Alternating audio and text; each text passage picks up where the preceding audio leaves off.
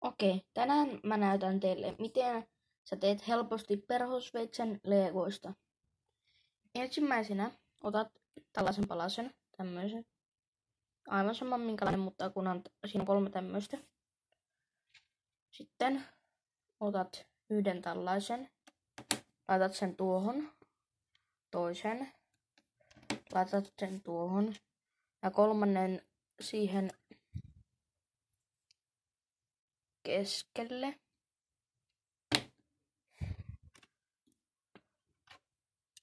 Ja seuraavaksi sinun täytyy laittaa 2 tällaista näin sivulla oleviin juttuihin. Tällä tavalla. Näin. Sitten saatat pienemmän sellaisen ja laitat sen tuohon keskelle. Tällä tavalla. Ei, väärin meni. Ei tulleen. Vaan jätät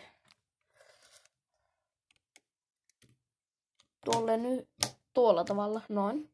Tuolla tavalla. Noin. Seuraavana sinä otat toisen tällaisen ja pistät sen tuohon. Niin sitten sulla on jo tämmönen. Joo. Sitten sä voit koristella ihan miten tahansa, mutta mä laitan tähän nytten tälleen parit koristelut. Oottakaa hetki. Saatte katsoa vaikka Pepsi Max-purkkia tässä. Sen aikaa. Ette saakaan.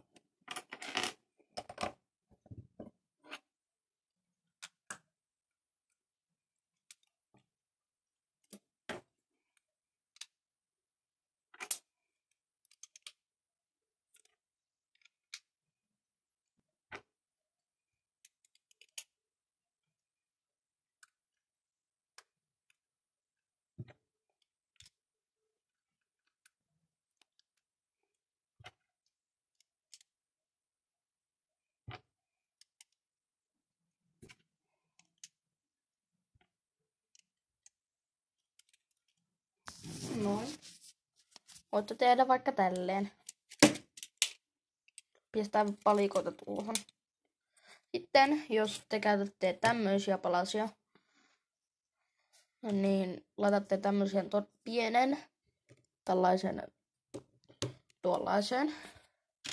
Sitten pistätte tähän tällaisen. Sitten jos teillä on näitä palasia, niin laitatte senkin kanssa siihen. Noin. Että sinulla on 2-puolinen perhosveitsi.